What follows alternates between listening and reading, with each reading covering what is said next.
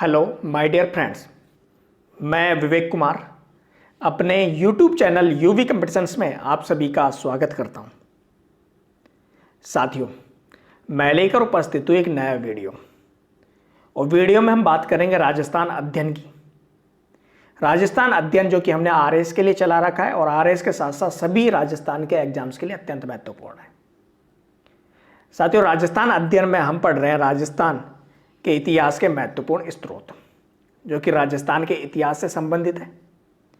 और राजस्थान के इतिहास के महत्वपूर्ण स्रोतों में हमने हमारे पिछले वीडियो में राजस्थान राज्य के इतिहास के पुरातात्विक स्रोत पढ़े थे।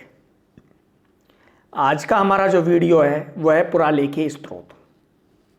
साथियों, पुरातात्विक स्रोतों में हमने मृदभांड, मृण मूर्तियां, पाषाण, ताम्र एवं लोहे के आयुध, गृह अवशेष, अस्थियां, मुद्राएं, मुहरों के बारे में पढ़ा था। आज का जो हमारा लेख है पुरालेखीय स्रोत, इस पुरालेखीय स्रोत की कहें यूं तो पुरालेखीय स्रोत में शिलालेख, सिक्के, ताम्रपत्र, अंग्रेजों के पत्र व्यवहार इत्यादि शामिल किए जाते हैं। लेकिन हमारे इस वीडियो, जो आज का हमारा वीडियो है, इस वीडियो में हम पढ़ेंगे शिलालेख, अभिलेख और प्रशस्ति के बारे में। साथियों, शिलालेख, अभिलेख और प्रशस्ति के बारे में पढ़ने से पहले हम बात करते हैं कि पुरालेखीय स्रोत होते क्या हैं।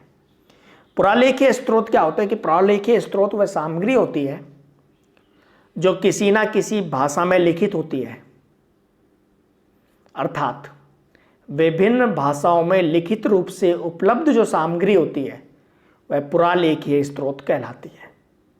यानी कि कहीं पे कोई चीज़ लिखी हुई है, लिखा हुआ जो आपको मिला है वो क्या है? पुरालेखीय स्रोत है। यानी कि पहले से प्राचीन काल से लिखा हुआ, यानी कि लिखा हुआ कोई चीज़ आपको मिल रही है तो वो आपकी क्या कहलाती है? पुरालेखीय स्रोत कहलाती है। और पुरालेखीय स्रोतों में निम्नलिखित सामग्रियां जो है उनको सम्मिलित किया जाता है। ये जो सामग्रियां जिनको हमने सम्मिलित किया है इन सभी के बारे में हम पढ़ेंगे। तो कौन कौन सी सामग्री सम्मिलित की जाती है? जो सम्मिलित की जाती है उनमें सबसे पहला आता है शिलालेख, अभिलेख या प्रशस्ति। दूसरी चीज आती है सिक्के। तीसरा आता है ताम्रपत्र। चौथे आते हैं रुक्के। ये रुक्के, फरमान, पट्टे, परवाने, ये फारसी शिलालेख है। इसके अलावा राजाओं के पत्र व्यवहार, ब्रिटिश पॉलिटिकल एजेंटों द्वारा सरकार को प्रेषित रिपोर्ट। साथ ही आज का जो हमारा वीडियो है, आज के हमारे वीडियो में हम पढ़ेंगे शिलालेख, अभिलेख और प्रशस्ति। तो आइए शुरू करते हैं शिलालेख, अभिलेख और प्रशस्ति से। सबसे पहले बात करते हैं शिलालेख, अभिलेख और प्रशस्ति की। तो शिलालेख और अभिलेख और प्रशस्ति। शिलालेख प्राचीन खंडर एवं मुद्राओं की भांति राजस्थान की इतिहास की जानकारी के लिए सबसे अधिक विश्वस्त इतिहास बताने वाला एक साधन शिलालेख है।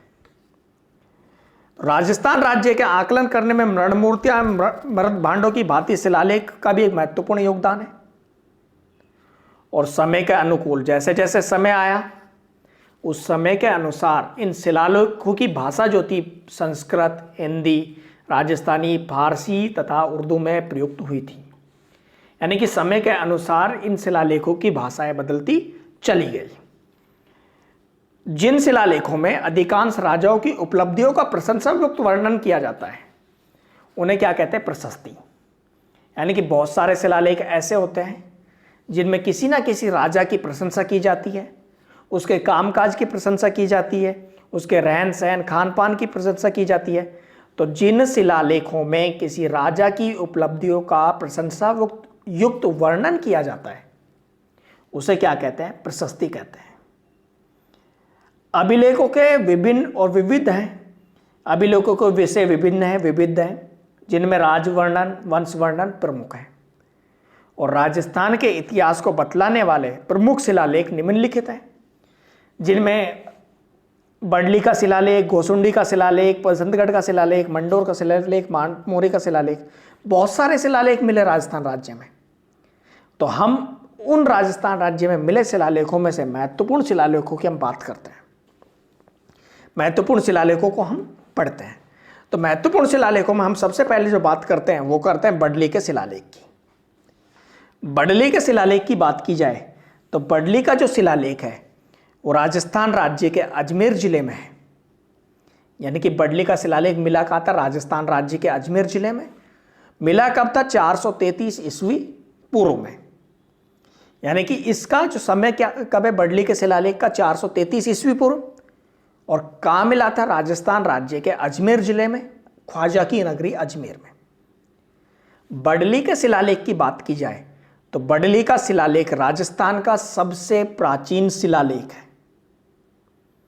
यानी कि राजस्थान राज्य का सबसे प्राचीन शिलालेख कौन सा है? बडली का शिलालेख। और भारत के प्रिय शिलालेख के बाद दूसरा सबसे प्राचीन शिलालेख है। यानी कि प्रिय शिलालेख जो भारत में है वो सबसे प्राचीन है, उसके बाद दूसरा अगर कोई प्राचीन शिलालेख है तो वो कौन सा शिलालेख है? बडली का शिलालेख। आगे हम बात करते हैं गोसुंडी का शिलालेख। गोसुंडी का शिलालेख की बात की जाए तो गोसुंडी का शिलालेख हमने पढ़ा था चित्तौड़गढ़ में, जब नगरी सभ्यता में पढ़ रहे थे तो वहाँ पर हमने गोसुंडी शिलालेख पढ़ा था। हमारे पिछले वीडियो राजस्थान राज्य की सभ्यता एवं संस्कृति में हमने गोसुंडी के शिलालेख के बारे में पढ़ी थी। तो गोसुंडी का शिलालेख की बात की जाए तो गोसुंडी का शिलालेख चित्तौड़गढ़ से लगभग 7 मील दूर नगरी के निकट गोसुंडी गांव में मिला। यानी कि चित्तौड़गढ़ के निकट मिला था। चित्तौड़गढ़ के निकट है गोसुंडी गांव, नगरी जो है, नगरी में गोसुंडी गांव, उसमें मिला गोसुंडी का शिलालेख। और इसके समय की बात की जाए तो गोसुंडी के शिलालेख का समय द्वितीय शताब्दी ईसा पूर्व था। द्वितीय शताब्दी ईसा पूर्व था। गोसुंडी के शिलालेख में जो भाषा प्रयुक्त की गई थी वो भाषा थी संस्कृत भाषा, और इसकी लिपि थी ब्राह्मी लिपि। साथियों, गोसुंडी का शिलालेख है उसको सबसे पहले पढ़ा था रतन चंद्र अग्रवाल ने, आरसी अग्रवाल ने। और गोसुंडी के शिलालेख के बारे में बताया जाता है कि गोसुंडी शिलालेख राजस्थान में वैष्णव संप्रदाय का सबसे प्राचीन शिलालेख है। गोसुंडी का शिलालेख राजस्थान में वैष्णव संप्रदाय का सबसे प्राचीन शिलालेख है। और इस शिलालेख की बात की जाए तो इस लेख की 3 पंक्तियों में संकर्षण और वासुदेव के पूजा गृह के चारों ओर पत्थर की 4 दीवारी बनाने और गजवंश के सर्वतात द्वार अश्वमेध यज्ञ का करने का उल्लेख है। साथियों, यह जो शिलालेख था गोसुंडी का शिलालेख, यह टूटा था, यानी कि कई शिलाखंडों में टूटा हुआ मिला। यानी कि इसके क्या टुकड़े मिले, जिसके कुछ टुकड़े उपलब्ध हो सके, और जो इनमें से सबसे बड़ा जो टुकड़ा है उसे उदयपुर संग्रहालय में स्थानांतरित कर दिया। यानी कि गोसुंडी के शिलालेख का जो सबसे बड़ा टुकड़ा मिला उसे उदयपुर संग्रहालय ले जाया गया और वहां पर सुरक्षित रख दिया गया है। आगे बात की जाती है गोसुंडी के शिलालेख की बात की तो गोसुंडी के शिलालेख में मतलब क्या मिला? टुकड़ा मिला। और ये राजस्थान में वैष्णव संप्रदाय का सबसे प्राचीन शिलालेख है। और जो टुकड़ा मिला, सबसे बड़े टुकड़े को कहाँ पे? उदयपुर संग्रहालय में सुरक्षित रख दिया गया है। नेक्स्ट हम बात करते हैं, नेक्स्ट बात की जाती है बड़वा स्तंभ शिलालेख की। बड़वा स्तंभ शिलालेख की बात की जाए तो बड़वा एक छोटा सा गांव है। बड़वा क्या है? एक छोटा सा गांव है। और बड़वा जो छोटा सा गांव है उसमें कोटा बीना सेक्शन से 5 मील की दूरी पर बड़वा गांव में बड़वा स्तंभ शिलालेख मिला। बड़वा स्तंभ शिलालेख उपलब्ध है कहां पर? कोटा बीना सेक्शन से 5 मील की दूरी पर बड़वा गांव में। इसके समय की बात की जाए तो इसका समय 238 से 239 ईस्वी है। जो बड़वा स्तंभ शिलालेख है इसकी हम बात करें तो यहां से 3 यूप स्तंभ लेख उपलब्ध हुए हैं। 3 यूप स्तंभ लेख उपलब्ध हुए हैं। इन 3 यूप स्तंभ लेखों में क्या है? इनमें तीरांत यज्ञों का उल्लेख है, जिनको बलवर्धन, सोमदेव तथा बलसिंह नामक 3 भाइयों ने संपादित किया था। पहले लेख में क्या है? तीरांत यज्ञों का उल्लेख है, जिसको किसने किया था? बलवर्धन, सोमदेव तथा बलसिंह नामक 3 भाइयों ने संपादित किया था। जो दूसरे स्तंभ लेख है उसमें अब तो याम यज्ञ का उल्लेख है। और तीसरे लेख में क्या है? यह लेख वैष्णव धर्म तथा यज्ञ महिमा के घोतक है।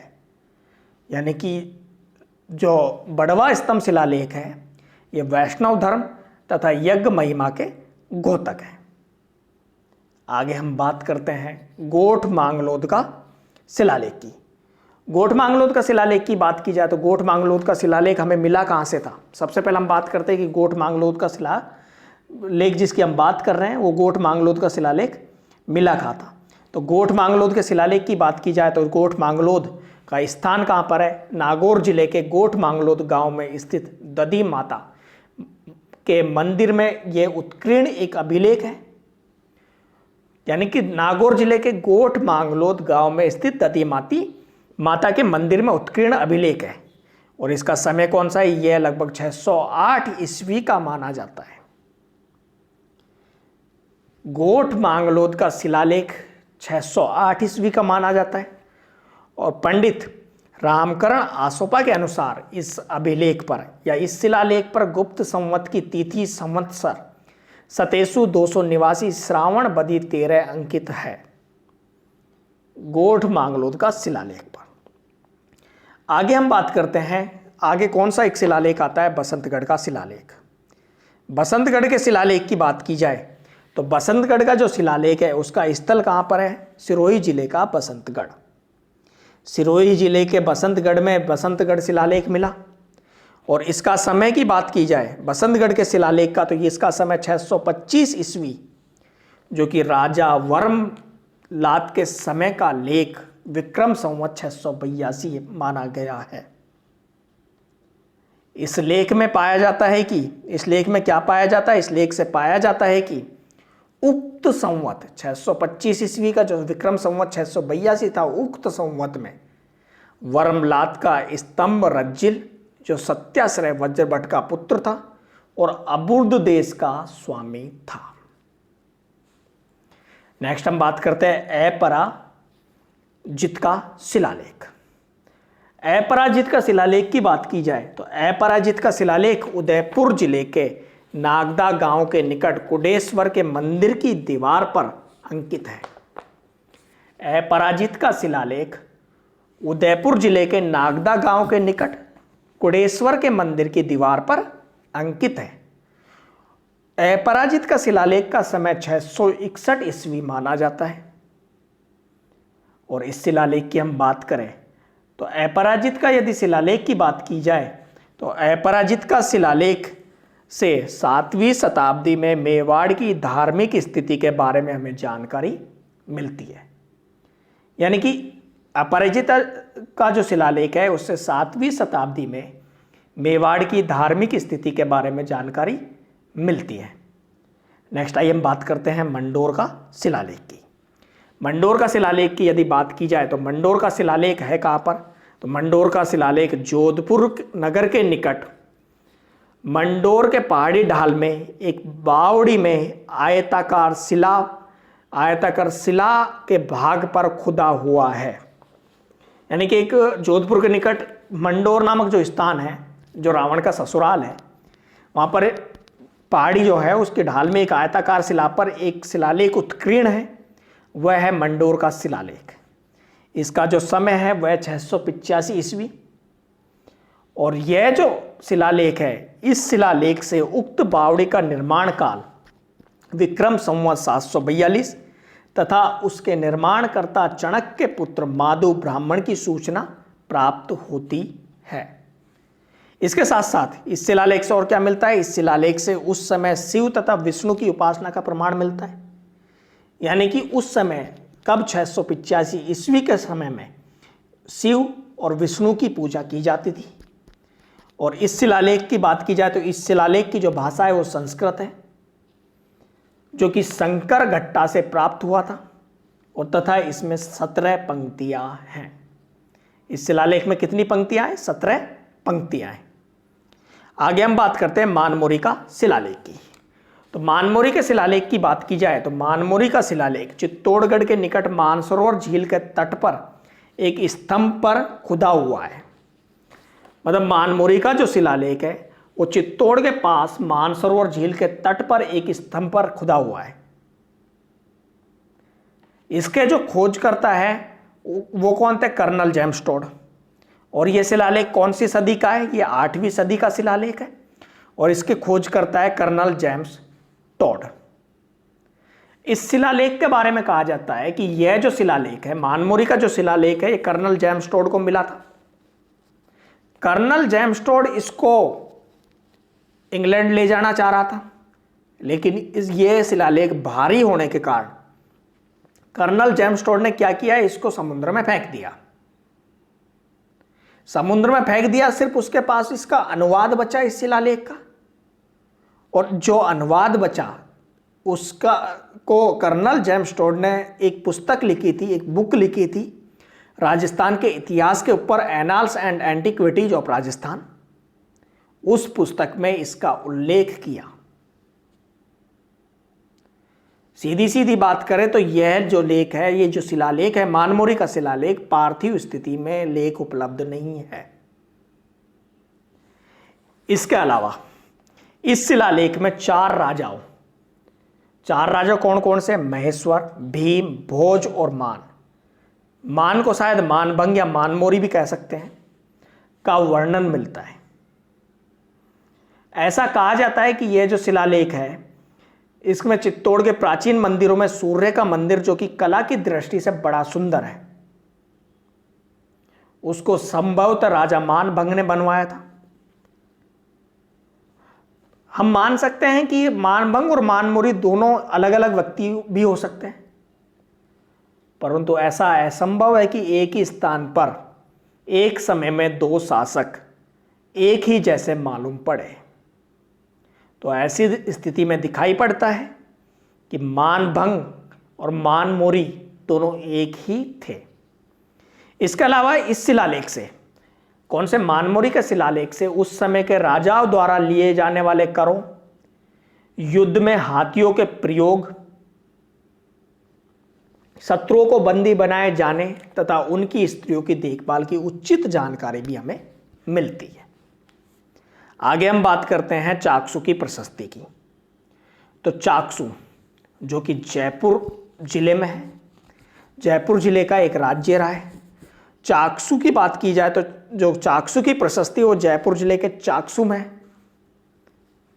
और इसका जो समय काल है वो 813 ईस्वी है। चाकसू की प्रशस्ति जो है, इस प्रशस्ति से चाकसू के गुहिल वंश के शासकों के पराक्रमी होने और प्रतिहार वंश के शासकों के सामंत होने की जानकारी मिलती है। इसके अलावा इस प्रशस्ति से उस समय कौन से समय? 813 ईस्वी के समय चाकसू में शिव और विष्णु भक्ति की प्रधानता की जानकारी भी प्राप्त होती है। नेक्स्ट आइए बात करते हैं बूचकला का शिलालेख। बूचकला का शिलालेख की बात की जाए तो बूचकला का शिलालेख जो है वो जोधपुर जिले में बिलाड़ा के निकट बूचकला के पार्वती के मंदिर वाले सभा मंडप में उत्कीर्ण है। बूचकला के शिलालेख का समय 815 ईस्वी माना जाता है, और बूचकला का जो शिलालेख है इसकी खोज ब्रह्मभट्ट नानूराम ने की थी। खोज किसने की थी? ब्रह्मभट्ट नानूराम ने। और यह लेख वत्सराज के पुत्र नागभट्ट प्रतिहार के समय का है।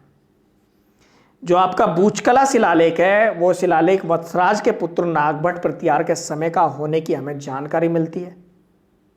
और बूचकला के शिलालेख की भाषा क्या है? संस्कृत भाषा है। यानी कि बूचकला के शिलालेख में जो भाषा प्रयुक्त की गई थी वो संस्कृत भाषा थी। नेक्स्ट हम बात करते हैं घटियाले का शिलालेख की।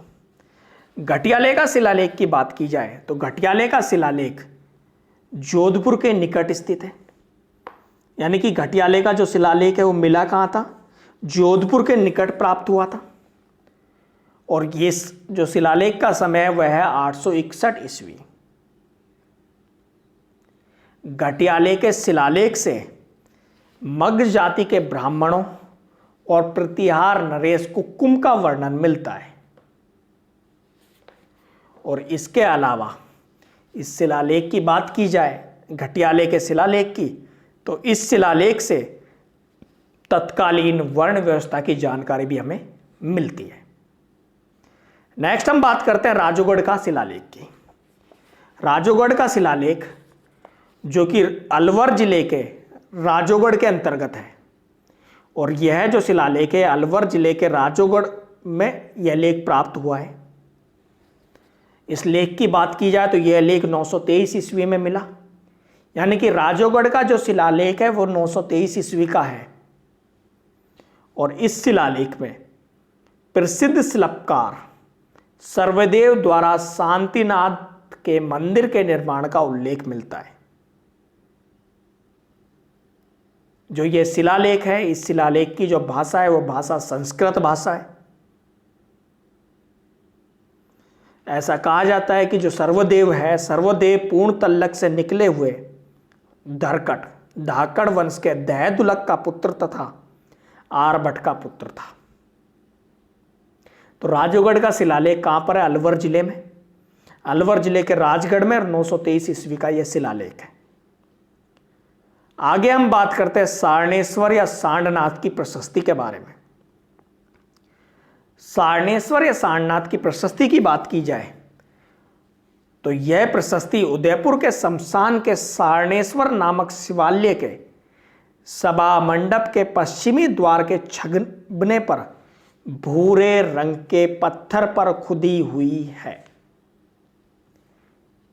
यानी कि सारणेश्वर सारनाथ की प्रशस्ति कहां पर है? उदयपुर के शमशान के सारणेश्वर नामक शिवालय के सभा मंडप के पश्चिमी द्वार के छबने पर भूरे रंग के पत्थर पर खुदी हुई है। इस जो प्रशस्ति है सारनाथ की प्रशस्ति, इसका जो समय काल है वो है 953 ईस्वी।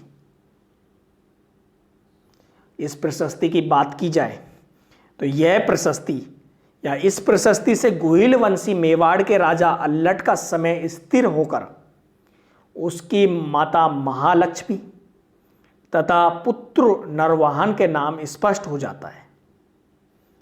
यानी कि इस प्रशस्ति से गोहिल वंशी मेवाड़ के राजा अल्लट का समय तो स्थिर होकर और उसकी माता महालक्ष्मी तथा पुत्र नरवाहन के नाम स्पष्ट हो जाते हैं, ऐसे साक्ष्य मिले। इस प्रशस्ति की बात की जाए तो इस प्रशस्ति की भाषा है संस्कृत भाषा। यानी कि जो आपकी सारणेश्वर सारनाथ की प्रशस्ति है उसकी भाषा कौन सी है? उसकी भाषा है संस्कृत भाषा। और इसके अलावा इसकी बनावट मध्ययुगीन लिपि, यानी कि बनावट कैसी है? मध्ययुगीन लिपि के रूप में है। नेक्स्ट आइए हम बात करते हैं ओसिया का शिलालेख की। ओसिया का शिलालेख की बात की जाए तो ओसिया का शिलालेख जोधपुर से 65 किलोमीटर दूर ओसिया एक जगह है, वहां पर यह ओसिया का शिलालेख मिला है।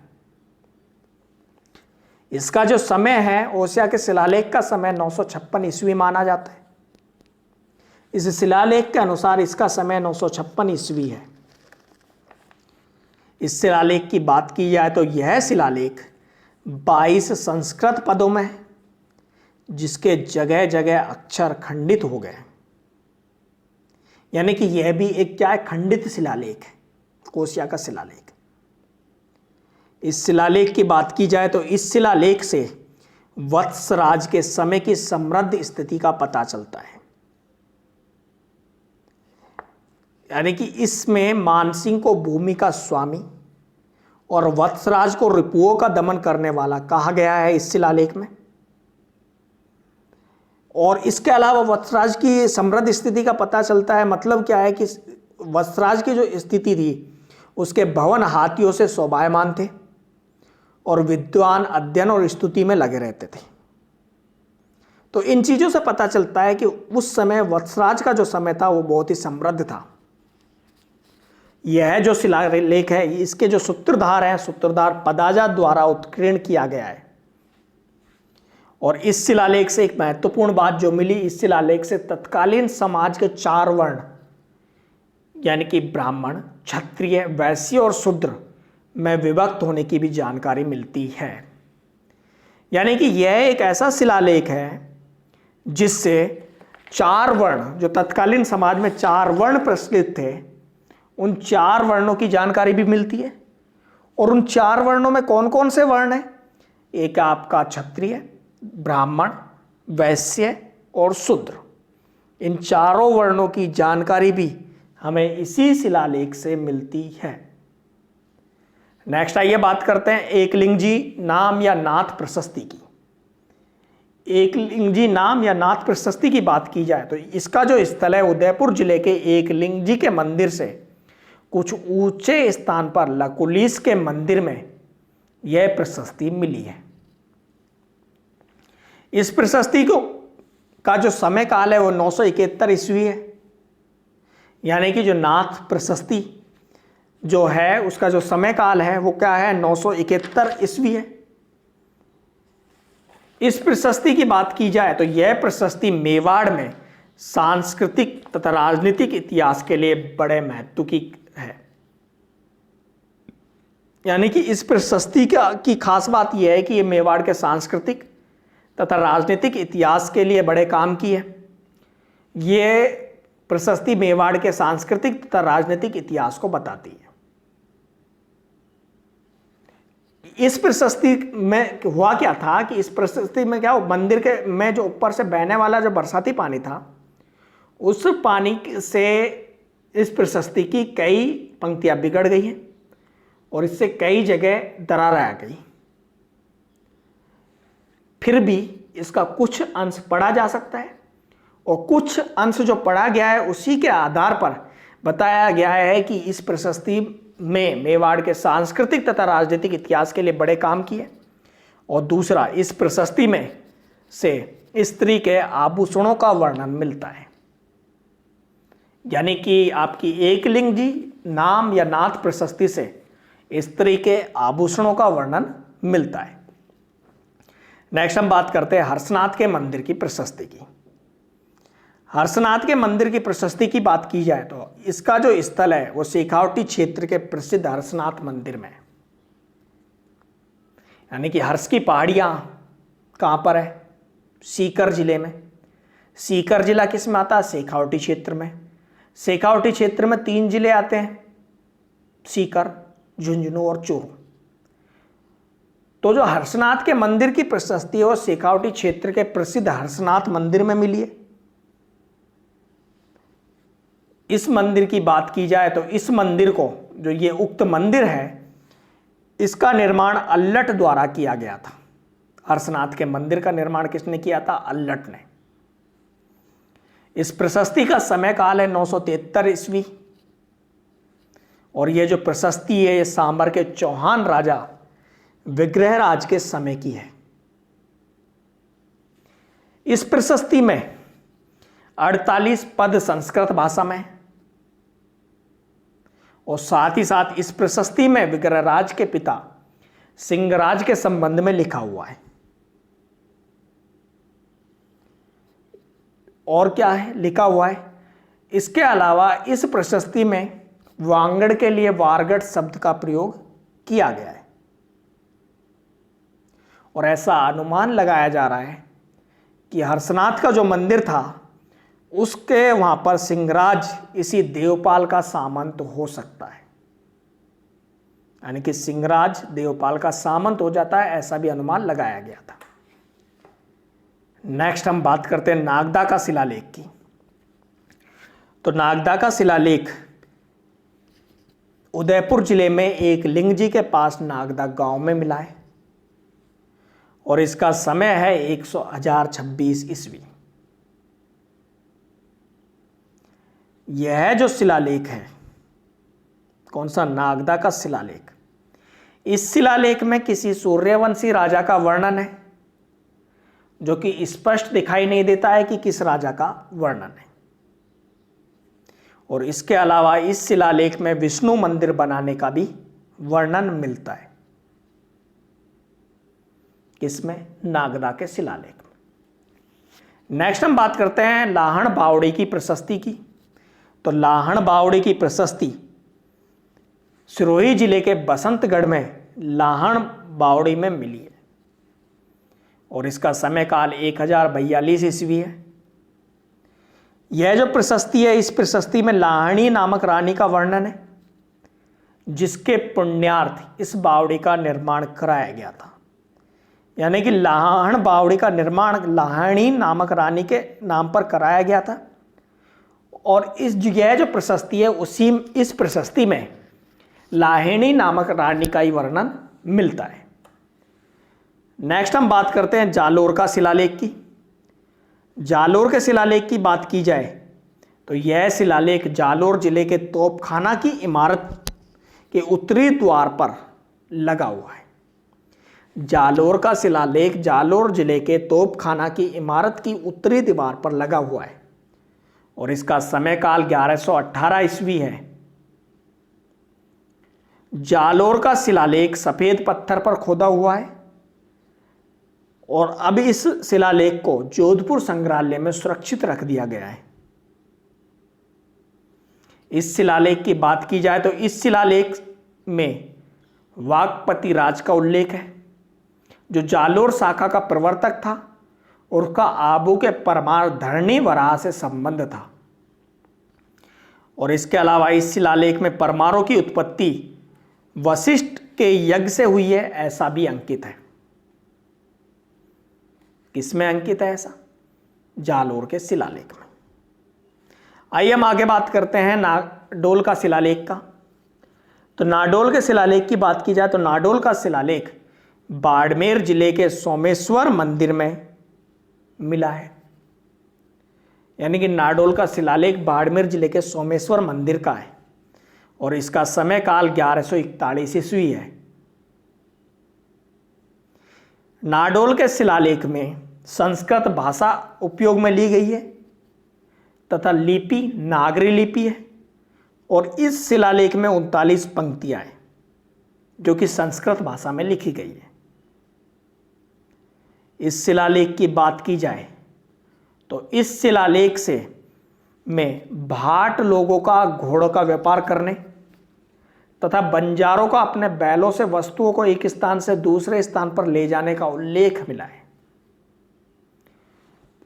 इसी के साथ साथ यह शिलालेख स्थानीय शासन व्यवस्था के इतिहास के लिए बड़े महत्व का शिलालेख है। कौन सा शिलालेख है? नाडोल का शिलालेख स्थानीय शासन व्यवस्था के इतिहास के लिए बड़े महत्व का शिलालेख है। अब आइए आगे बात करते हैं बिजोलिया का शिलालेख की। और बिजोलिया का शिलालेख अत्यंत महत्वपूर्ण शिलालेख है मेरे साथियों। बिजोलिया के शिलालेख की बात की जाए तो बिजोलिया का शिलालेख भीलवाड़ा जिले के बिजोलिया के पार्श्वनाथ मंदिर की उत्तरी दीवार के पास एक चट्टान है और उस चट्टान पर संस्कृत भाषा में उत्कीर्ण है। बिजोलिया का शिलालेख 1170 ईस्वी का शिलालेख है। इस शिलालेख में 36 लेख हैं जो कि संस्कृत भाषा में उत्कीर्ण है और इनके जो रचयिता कौन है? रचयिता है गुणभद्र साभर, इनके रचयिता हैं। यह जो शिलालेख है कौन सा? बिजोलिया का शिलालेख। इस शिलालेख से सांबर और अजमेर के चौहान शासकों की उपलब्धियों का वर्णन मिलता है। बिजोलिया के शिलालेख से सांबर और अजमेर के चौहान शासकों की उपलब्धियों का वर्णन मिलता है और इसी शिलालेख में चौहान शासकों का वत्स गोत्र के ब्राह्मण बताया गया है।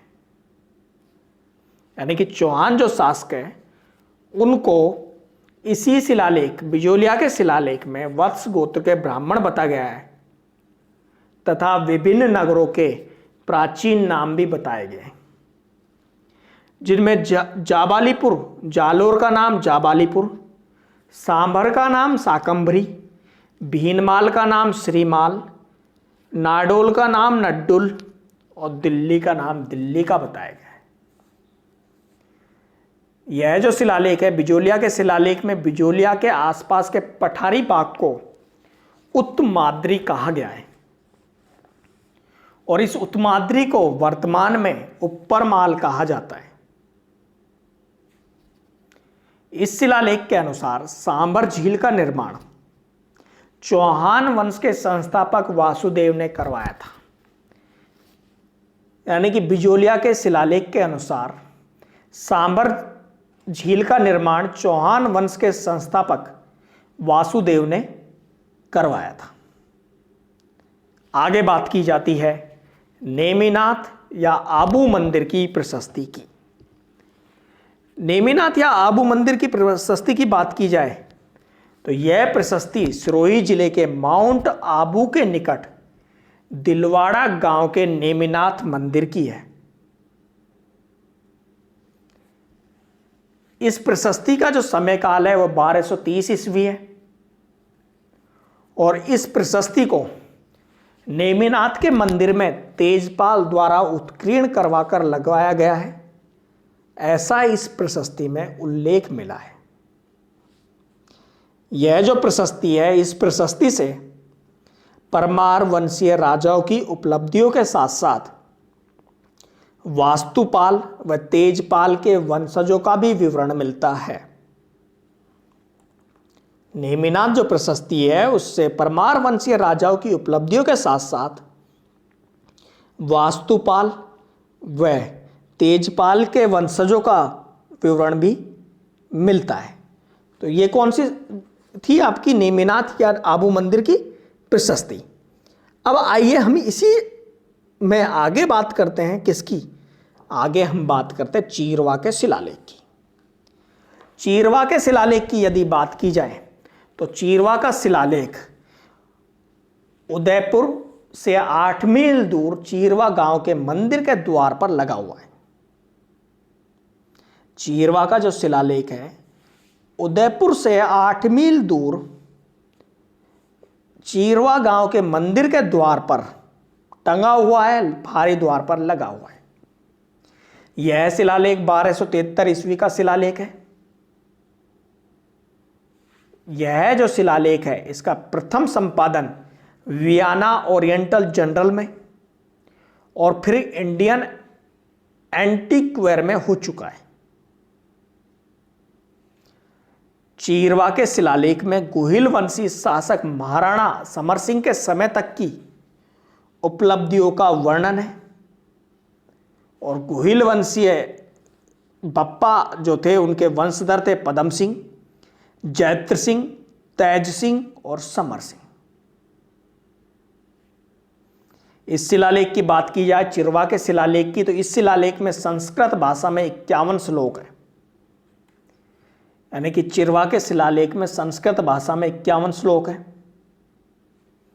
और इस शिलालेख से हमें जानकारी मिलती है कि उस समय, किस समय, चिरवा के समय 1273 ईस्वी के समय ग्राम्य व्यवस्था, सती प्रथा, सामाजिक तथा धार्मिक जीवन पर प्रकाश डाला गया था। इसके अलावा इस शिलालेख में समर सिंह के शासनकाल में समर सिंह के साथी जो थे पदम सिंह, जैत्र सिंह, तेज सिंह, इन शासकों के द्वारा नागदा या चित्तौड़ में नियुक्त किए गए तलारक्षों का वर्णन भी मिलता है जो कि टाटेड़ जाति के थे। इसके अलावा योगराज नामक व्यक्ति ने गुहिल वंशी राजा पदम सिंह की सेवा में रहकर बड़ी आय वाला चीरवा गांव प्राप्त किया और वहां उसने योगेश्वर शिव और योगेश्वरी देवी के मंदिर का निर्माण करवाया था और उसी मंदिर से हमें चीरवा का शिलालेख मिला और इस शिलालेख में संस्कृत भाषा में 51 श्लोक है। नेक्स्ट बात करते हैं बीठू का शिलालेख की। बीठू का शिलालेख की बात की जाए तो बीठू का जो शिलालेख है वो पाली से 14 मील दूर उत्तर पश्चिम में बीठू गांव के पास सोमवार को यह लेख प्राप्त हुआ था। बीठू का शिलालेख, इस शिलालेख का जो समय है वो 1273 ईस्वी है और इस शिलालेख से प्रमाणित होता है कि सिंहा सेतु कंवर का पुत्र था और सिंहा के स्मारक के रूप में उस स्थान पर उसकी स्त्री पार्वती ने देवली स्थापित की थी। इससे मारवाड़ के राठौड़ों के आदि पुरुष सिंहा के चरित्र पर भी कुछ प्रकाश पड़ता है। तो बीठू का शिलालेख कहां मिला? पाली से 14 मील उत्तर पश्चिम में बीठू गांव के पास नेक्स्ट आइए बात करते हैं रसिया की छतरी का शिलालेख।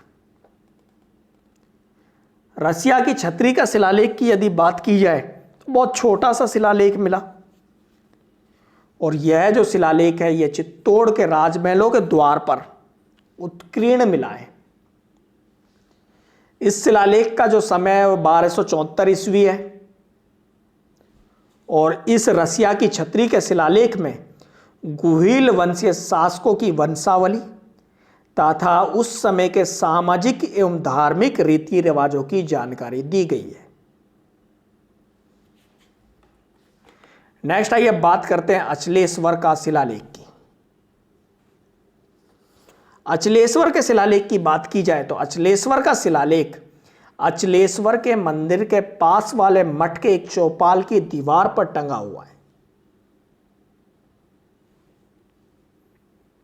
इस शिलालेख का जो समय है वह समय है 1285 ईस्वी, और अचलेश्वर के शिलालेख में बप्पा से लेकर समर सिंह के काल की वंशावली की जानकारी दी गई है। क्या दी गई है? दिया गया है कि नागदा नगर के संबंध में हरित ऋषि का वर्णन आता है, और जिन्होंने यहां पर कहां पर अचलेश्वर में घोर तपस्या की थी, और इन्हीं की अनुकंपा से बप्पा को राज्य की छत्रित्व की प्राप्ति हुई। यह जो शिलालेख है यह शिलालेख संस्कृत भाषा में उत्कीर्ण है, और इस शिलालेख के रचयिता प्रियपद का पुत्र वेद शर्मा नागर, लेखक शुभचंद्र और उत्कीर्णकर्ता करम सिंह सूत्रधार था। आगे नेक्स्ट बात करते हैं आबू के शिलालेख की। आबू के शिलालेख की बात की जाए तो आबू का शिलालेख आबू पर्वत पर मिला, और इस शिलालेख का समय 1285 ईस्वी है। आबू के शिलालेख में 62 श्लोक हैं, और जिनके रचयिता वेद शर्मा थे। और आबू के शिलालेख में भी बप्पा रावल से लेकर समर सिंह तक के मेवाड़ के शासकों का वर्णन मिलता है। इसके अलावा इस शिलालेख में आबू की वनस्पति और तत्कालीन धार्मिक रीति रिवाजों की भी जानकारी दी गई है। आबू के शिलालेख में आबू की वनस्पति और तत्कालीन धार्मिक रीति रिवाजों की भी जानकारी दी गई है। आगे हम बात करते हैं सांभर का शिलालेख की। सांभर का जो शिलालेख है, सांभर का शिलालेख जयपुर जिले के सांभर में साहा कुआ, क्या नाम दिया है? साहा कुआ नामक कुएं में लगा हुआ था, और इसका जो समय है वो समय 12वीं शताब्दी ईस्वी का अंतिम चरण अथवा 13वीं शताब्दी ईस्वी के प्रथम चरण में सांभर का शिलालेख मिला था। सांभर का शिलालेख जो है इसे 1926 ईस्वी में जोधपुर संग्रहालय में लाकर रखवा दिया गया, वहां पर यह सुरक्षित रखा हुआ है। यह जो शिलालेख है सांभर के शिलालेख से सोलंकी मूलराज द्वारा अहिलवाड़ा राज्य की स्थापना की भी जानकारी मिलती है। नेक्स्ट हम बात करते हैं माचोड़ी की बावड़ी का शिलालेख। सॉरी, माचेड़ी है साथियों, अब इसका नाम माचड़ी है। माचेड़ी की बावड़ी का शिलालेख। माचेड़ी की बावड़ी का शिलालेख की बात की जाए तो यह शिलालेख अलवर जिले के माचेड़ी गांव की बावड़ी में मिला, और इसका समय था 1382 ईस्वी। इस शिलालेख की बात की जाए तो इस शिलालेख में यानी कि माचेड़ी की बावड़ी का शिलालेख में बड़गुजर शब्द का प्रयोग किया गया है। क्यों किया गया है? क्योंकि फिरोज शाह तुगलक के शासन काल में माचेड़ी पर बड़गुजर वंश के राजा आसल देव के पुत्र महाराजा गोग देव का राज्य था, इसलिए इस शिलालेख में बड़गुजर शब्द का प्रयोग किया गया है। आइए नेक्स्ट बात करते हैं जावर की प्रशस्ति के बारे में।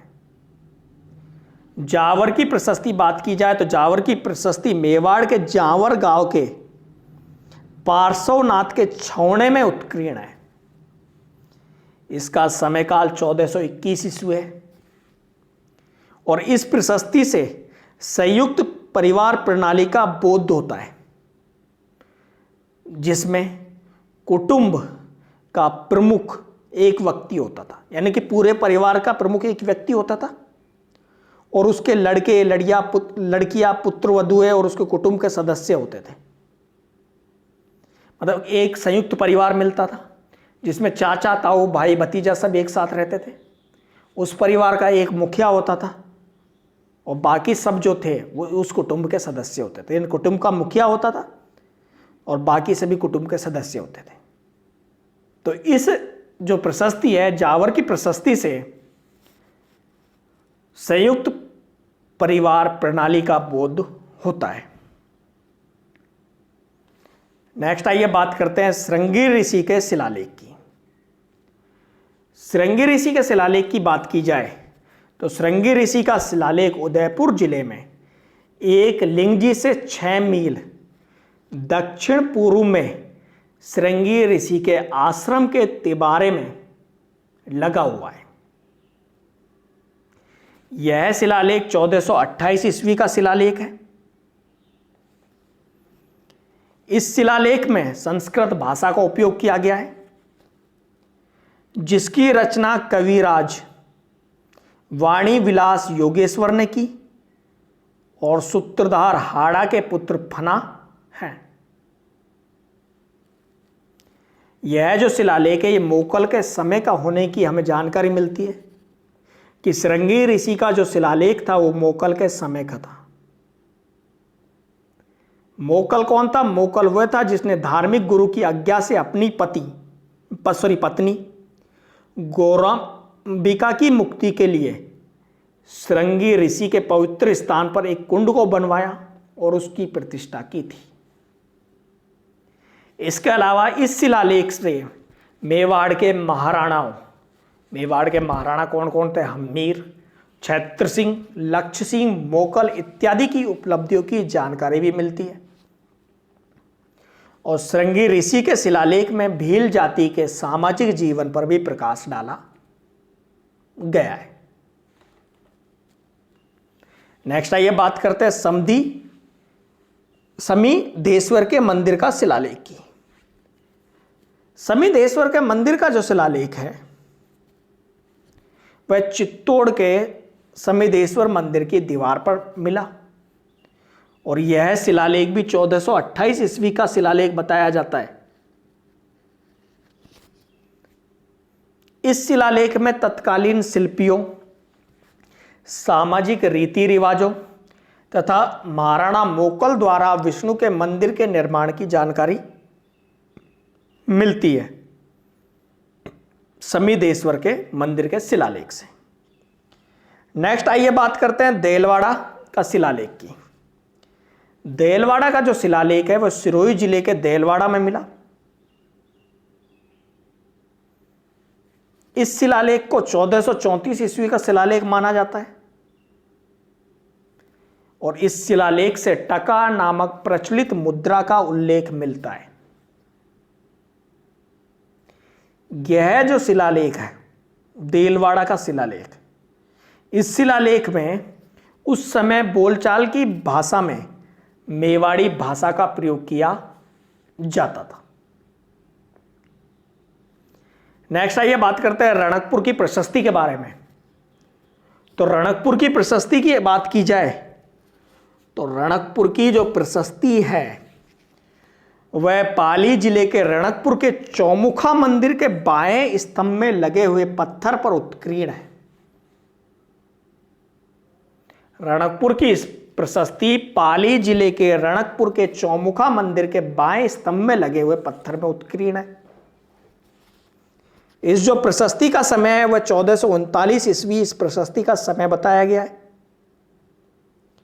और इस प्रशस्ति के निर्माता सूत्रधार जो है कौन है, समय बताया 1439। और इस प्रशस्ति की भाषा कौन सी है, संस्कृत और नागरी लिपि है। इस प्रशस्ति के जो निर्माता सूत्रधार है वो दैपाक या दीपा था। रणकपुर की जो प्रशस्ति है, इस प्रशस्ति में मेवाड़ के शासक बप्पा रावल से लेकर महाराणा कुंभा तक के शासकों का उल्लेख किया गया है। रणकपुर की प्रशस्ति में महाराणा कुंभा से लेकर इस प्रशस्ति से मेवाड़ के शासक बप्पा रावल से लेकर महाराणा कुंभा तक के शासकों का उल्लेख किया गया है। तो रणकपुर की जो प्रशस्ति वो पाली जिले के रणकपुर के चौमुखा मंदिर के बाएं स्तंभ में लगी हुई है। नेक्स्ट आइए बात करते हैं वेला का शिलालेख की। वेला का शिलालेख चित्तौड़गढ़ के श्रृंगार चौरी के स्तंभ में लगा हुआ है। यह एक लघु लेख है। यह क्या है, एक लघु लेख है। इसका समय 1448 ईस्वी है और इस शिलालेख में महाराणा कुंभा के एक विशिष्ट अधिकारी भंडारी वेला के द्वारा इस मंदिर के निर्माण कराने का उल्लेख है। वेला जो थे उनके पिता शाह कोयला का कोषाध्यक्ष के रूप में भी होने का वर्णन मिलता है। और इस शिलालेख में मंदिर की प्रतिष्ठा करने वाले जिन सागरसुरी के शिष्य जिन सुंदरसुरी तथा अन्य साधुओं का भी उल्लेख मिलता है। नेक्स्ट आइए बात करते हैं अत्यंत महत्वपूर्ण चीज कीर्ति स्तंभ प्रशस्ति की।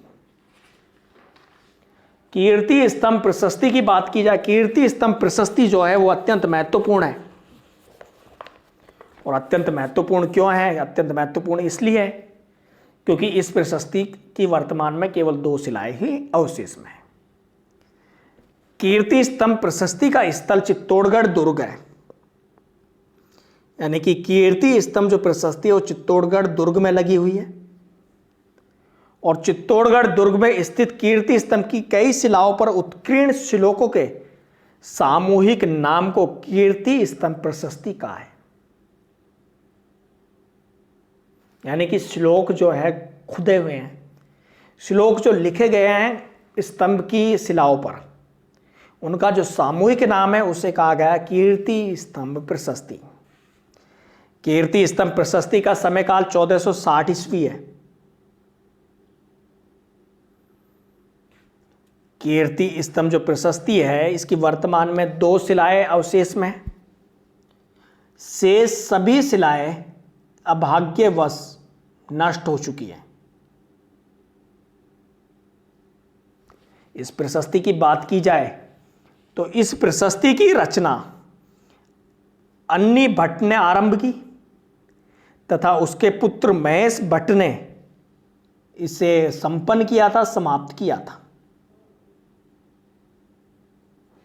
इस प्रशस्ति में महाराणा कुंभा को दी गई दान गुरु, राजगुरु और शैलगुरु इत्यादि उपाधियों का भी वर्णन मिलता है। इसके अलावा इस प्रशस्ति में जहां कुंभा का वर्णन हमें मिलता है वहां यह उल्लेखित है कि वह यानी कि महाराणा कुंभा मंडोर से हनुमान की मूर्ति लाया और उसकी स्थापना दुर्ग के प्रमुख द्वार पर की। इसके अलावा महाराणा ने एकलिंग जी के मंदिर के पूर्व की ओर कुंभ मंडप का भी निर्माण कराया था। इसके अलावा इस प्रशस्ति से महाराणा कुंभा के विभिन्न लेखनों या ग्रंथों जिनमें चंडी शतक, गीत गोविंद की टीका तथा संगीतकार का भी उल्लेख किया गया है।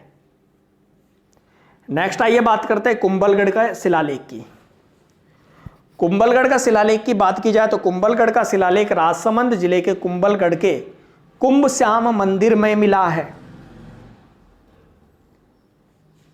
कुंभ श्याम मंदिर जो है उसको वर्तमान में मामादेव का मंदिर कहा जाता है और इस शिलालेख का भी समय काल 1460 ईस्वी है। कुंभलगढ़ के शिलालेख में मेवाड़ नरेशों की वंशावली, महाराणा कुंभा की उपलब्धियां तथा कुंभा के समय के बाजारों, महलों, राजमहलों, मंदिरों व युद्धों की जानकारी दी गई है। कुंभलगढ़ के शिलालेख में चित्रांग तालाब, चित्तौड़ दुर्ग तथा चित्तौड़ का वैष्णव तीर्थ रूप होने का भी वर्णन मिलता है। नेक्स्ट आइए बात करते हैं जावर की प्रशस्ति की। जावर की प्रशस्ति की बात की जाए तो जावर की प्रशस्ति जावर गांव के राम स्वामी के मंदिर की है। यह प्रशस्ति 1497 ईस्वी की है और इस प्रशस्ति में महाराणा रायमल की बहन रमाबाई का उल्लेख मिलता है। ऐसा बताया जाता है कि रामास्वामी मंदिर का निर्माण रमाबाई ने करवाया था और उन्हीं ने जावर को पुर की संज्ञा दी थी। जब जावर को पुर की संज्ञा दी तो रमाबाई ने वहां पर एक कुंड का निर्माण करवाया था। तो रमाबाई जो है उनका उल्लेख मिलता है जावर की प्रशस्ति में। और क्या मिलता है कि जो महाराणा रायमल की बहन थी रमाबाई, उन्होंने रामास्वामी मंदिर, कुंड और श्री दामोदर का मंदिर का निर्माण करवाया था, यानी कि ये 3 मंदिर बनवाए थे। नेक्स्ट आइए बात करते हैं विष्णु मंदिर की प्रशस्ति की। विष्णु मंदिर की प्रशस्ति डूंगरपुर जिले के बैणवसर के पास विष्णु मंदिर में मिली है। इसका समय काल 1561 ईस्वी है। विष्णु मंदिर की प्रशस्ति की भाषा संस्कृत है तथा लिपि देवनागरी है। विष्णु मंदिर की प्रशस्ति में 25 श्लोक हैं, जिनमें बाद के श्लोक जो है, बाद की कुछ पंक्तियों में बांगड़ी भाषा का प्रयोग किया गया है। विष्णु मंदिर की जो प्रशस्ति है, इस प्रशस्ति में आस्करण की माता सज्जनबाई का उल्लेख मिलता है। आस्करण की माता सज्जनबाई का उल्लेख मिलता है, जिन्होंने इस विष्णु मंदिर का निर्माण करवाया था।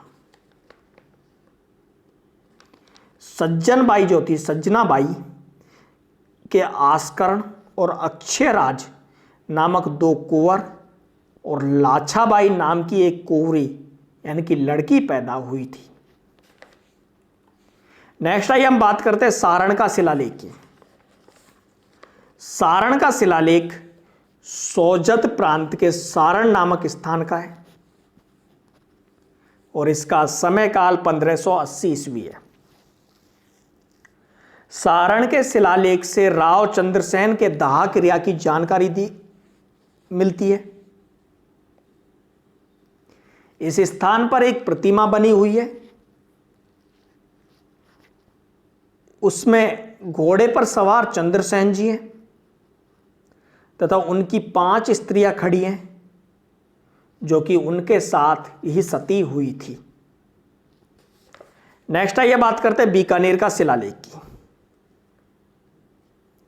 बीकानेर के शिलालेख की बात की जाए तो बीकानेर का शिलालेख बीकानेर दुर्ग या जिसे जूनागढ़ कहते हैं के द्वार पर लगा हुआ है। यह शिलालेख 1594 ईस्वी का है और यह शिलालेख उस समय के नरेश राय सिंह के संबंध में महत्वपूर्ण जानकारी देता है। इस शिलालेख में बीकानेर दुर्ग के निर्माण की जानकारी तथा राव बीका से राय सिंह तक के बीकानेर के राठौड़ शासकों की उपलब्धियों का उल्लेख मिलता है। तो बीकानेर का जो शिलालेख है वो बीकानेर दुर्ग या जूनागढ़ के द्वार पर लगा है। नेक्स्ट आइए बात करते हैं लाखेरी की बावड़ी का शिलालेख। लाखेरी की बावड़ी का शिलालेख का स्थल बूंदी से 1 मील के अंतर पर लाखेरी गांव है, यानी कि बूंदी से 1 मील दूर लाखेरी गांव में लाखेरी की बावड़ी का शिलालेख मिला है। यहां पर एक बावड़ी है लाखेरी गांव में, उसमें यह शिलालेख मिला है। इसका जो समय है वह 1600 ईस्वी है और इस शिलालेख में 29 पंक्तियां हैं जिनके लिपिकार संत दास का सेवक गंगादास है। नेक्स्ट बात करते हैं आमेर के शिलालेख की। आमेर का जो शिलालेख है उसकी बात की जाए तो आमेर कहां है? जयपुर जिले में। आमेर का शिलालेख जयपुर जिले के आमेर में है।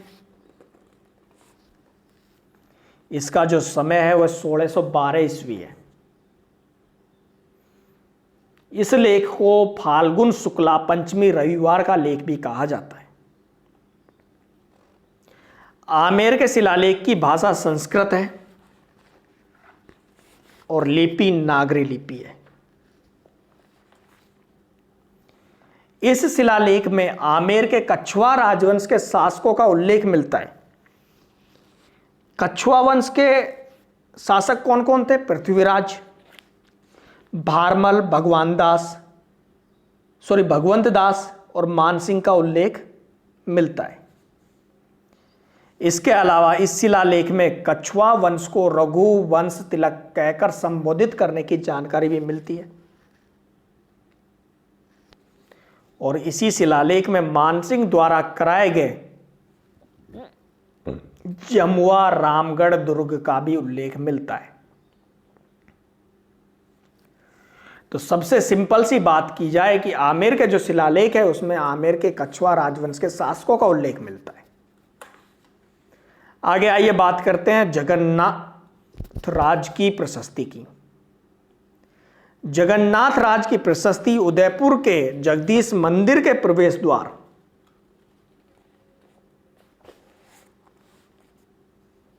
कहां पर? उदयपुर के जगदीश मंदिर के प्रवेश द्वार के दोनों तरफ श्याम पत्थर पर लगी हुई है। यह जो प्रशस्ति है यह 1652 ईस्वी की है और इस प्रशस्ति से मेवाड़ के इतिहास, मेवाड़ के शासक बप्पा रावल से लेकर महाराणा जगत सिंह तक की उपलब्धियां, राणा प्रताप एवं अकबर का संघर्ष, जगत सिंह की दान प्रवृत्ति तथा तत्कालीन आर्थिक एवं सामाजिक स्थिति की जानकारी मिलती है। इसके अलावा इस प्रशस्ति से सांगा के संबंध में गुर्जर तथा मालवा के सुल्तानों के विरुद्ध लड़े गए युद्धों का संकेत मिलता है। इसके अलावा मिलता है कि जगत सिंह ने लाखों रुपए की लागत से राजमहलों के निकट जगन्नाथ राय का मंदिर, भव्य पंचायत मंदिर बनवाया। यह जो मंदिर है यह मंदिर गुगावत पंचोली कमल के पुत्र अर्जुन की निगरानी और भंगोरा गोत्र के सूत्रधार भाणा और उसके पुत्र मुकुंद की अध्यक्षता में बना था। महाराणा जो जगत सिंह है उन्होंने पिछोला के तालाब में मोहन मंदिर बनवाया और रूपसागर तालाब का निर्माण करवाया था। राजमाता जाबुवंती ने मथुरा और गोकुल की यात्रा की थी और उसके साथ उसकी दोहिती नंद कुंवरी और कुंवर राज सिंह भी थे। अब आइए आगे बात करते हैं त्रिमुखी बावड़ी की प्रशस्ति की। त्रिमुखी बावड़ी की प्रशस्ति देबारी के पास त्रिमुखी बावड़ी से मिली और इसका समय काल 1675 ईस्वी है। त्रिमुखी बावड़ी की इस प्रशस्ति में महाराणा राज सिंह की रानी राम रसदे, महाराणा राज सिंह की रानी राम रसदे के कार्यों का उल्लेख मिलता है। उल्लेख क्या मिलता है कि जो रानी राम रसदे थी वो अजमेर जिले के परमार रायमल की पुत्री, जुझार सिंह की पोत्री और पृथ्वी सिंह की पुत्री थी। उसने क्या किया? उसने द्वितीय गुरुवार को रेबारी के पास जया नाम की बावड़ी बनवाई और इसी बावड़ी को त्रिमुखी बावड़ी कहा जाता है। त्रिमुखी बावड़ी की प्रशस्ति के सृष्टिकार रणछोड़ भट्ट तथा मुख्य शिल्पी नाथू गौड़ के होने की भी जानकारी हमें इस प्रशस्ति से मिलती है। इस बावड़ी का जो निर्माण कार्य किया था उसकी देखरेख करने वाले लाला पोखाड़ और धाबाई शांतिदास थे, यह भी जानकारी हमें मिली है। आगे ये बात करते हैं राज प्रशस्ति की। राज प्रशस्ति की बात की जाए तो राज प्रशस्ति राजसमंद झील की पाल पर 25 श्याम रंग के पाषाणों पर उत्कीर्ण है।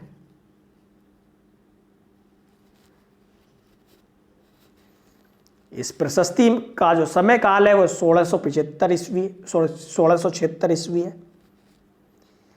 राज प्रशस्ति की भाषा संस्कृत है तथा इसके रचयिता रणछोड़ भट्ट हैं। राज जो प्रशस्ति है, इस प्रशस्ति में रणछोड़ भट्ट की जीवन गाथा तथा महाराणा अमर सिंह द्वारा मुगलों से की गई संधि का उल्लेख है। इसके अलावा इस प्रशस्ति का जो रचयिता रणछोड़ भट्ट था वो तैलंग ब्राह्मण था जो कंठोड़ी में पैदा हुआ था। उसकी माता का नाम वैणी मिलता है और जो वैष्णव संप्रदाय की अनुयायी थी। नेक्स्ट आइए बात करते हैं इंद्रगढ़ का शिलालेख की। तो इंद्रगढ़ का शिलालेख बूंदी जिले में स्थित इंद्रगढ़ कस्बे के निकट काके जी की बावड़ी की ताक में मिला। इसका समय काल 1683 ईस्वी है। इस शिलालेख में इंद्र सिंह के पुत्र इंद्रगढ़ के चौहान राजा सरदार सिंह के राज्यकाल में उक्त तिथि पर खंडेलवाल वादाराम के शुभ विवाह उत्सव के पर्व पर महारानी आली द्वारा इस बावड़ी का निर्माण वर्णित है, जहां से यह शिलालेख मिला। आगे आइए बात करते हैं बैराट के शिलालेख की। तो बैराट का शिलालेख जयपुर जिले के बैराट की एक छतरी पर मिला, जो कि 1686 ईस्वी का शिलालेख है। इस शिलालेख में छीतरमल के जीवन की जानकारी मिलती है। पांडे छीतरमल जो कि टोडरमल का पुत्र था और धनिया का पोता था। उसकी जब मृत्यु हुई तो उसकी मृत्यु पर उसकी पत्नी जमुना जो कि मोहन की पुत्री थी भी उसके साथ सती हुई थी। और मोहन कौन था? मोहन झोड़ाला का मंत्री था। यह जो छतरी है छीतरमल की जो छतरी है, छतरी का निर्माण छीतरमल के भतीजे सांवल दास ने करवाया। और सांवल दास गौड़ ब्राह्मण था। और सांवल दास क्या था? गौड़ ब्राह्मण था। सांवल दास को औरंगजेब ने सिंह की उपाधि दी थी और उसे पापड़ी गांव जागीर में दिया था। यह जो शिलालेख है, इस शिलालेख की भाषा ढूंढाड़ी है। नेक्स्ट आइए बात करते हैं कोलायत का शिलालेख की। कोलायत का शिलालेख बीकानेर जिले के कोलायत के तीर्थ स्थल में मिला है। इसका समय है 1729 ईस्वी। और कोलायत के शिलालेख से महाराजा सुजान सिंह के कपिल तीर्थ पर घाट का निर्माण कराने की जानकारी मिलती है। नेक्स्ट आइए बात करते हैं बैणेश्वर का शिलालेख और हमारा लास्ट शिलालेख। बैणेश्वर का शिलालेख डूंगरपुर से लगभग 50 मील दूर बैणेश्वर के शिव मंदिर में मिला। यह 1866 ईस्वी का शिलालेख है। और इस शिलालेख से बैणेश्वर धाम के अधिकार को लेकर जानकारी मिलती है। इस मंदिर के संबंध में ऐसा माना जाता है कि डूंगरपुर और बांसवाड़ा राज्यों के बीच झगड़ा चल रहा था और अंत में इस बैणेश्वर जो मंदिर है, बैणेश्वर का शिव मंदिर है, इस मंदिर को डूंगरपुर की राज्य सीमा में माना गया। और इस पर मेजर M मैंकेजी पॉलिटिकल सुप्रिटेंडेंट हिली ट्रैक्ट्स के अंग्रेजी में हस्ताक्षर है।